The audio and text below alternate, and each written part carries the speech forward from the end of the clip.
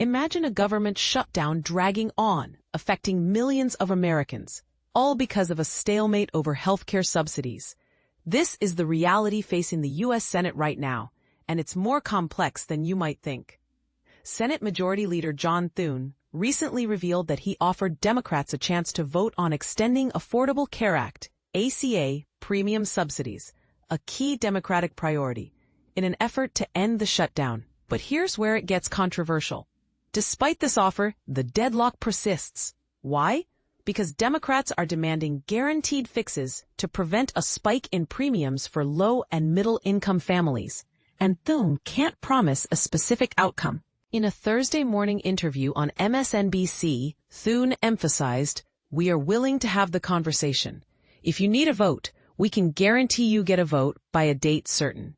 But he added, at some point, Democrats have to take yes for an answer. This highlights a deeper issue, the tension between negotiation and certainty in high-stakes political deals. And this is the part most people miss. Reopening the government is seen as the first step to even begin discussing healthcare reforms, not the solution itself.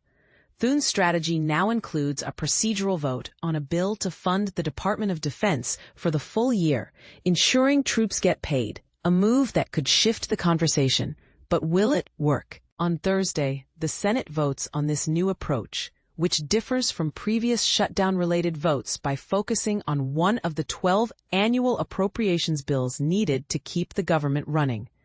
If successful, Thune plans to attach funding for additional agencies using regular order on the Senate floor.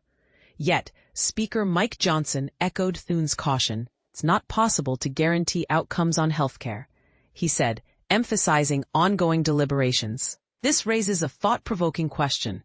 Can bipartisan cooperation on healthcare costs ever truly succeed without guaranteed results? Thune believes changes to the program are necessary, but negotiations must start with reopening the government. Meanwhile, Democrats remain wary of the White House's use of rescissions, a constitutional power to cancel congressionally appropriated funds, which has complicated funding deals. Thune didn't explicitly call for an end to rescissions, but stressed the importance of a normal appropriations process where people are bought in. As the shutdown enters its 16th day, the House remains in recess, leaving the Senate to navigate the crisis. When asked if the shutdown would end by Thanksgiving, Thune offered no guarantees, saying, "I hope it doesn't last that long, because that's going to be a lot of harm to the American people." This situation leaves us with a critical question. Is the current political climate capable of prioritizing compromise over certainty for the sake of the public? Let us know your thoughts in the comments. Do you think guaranteed outcomes are necessary for progress, or is the process itself enough to move forward?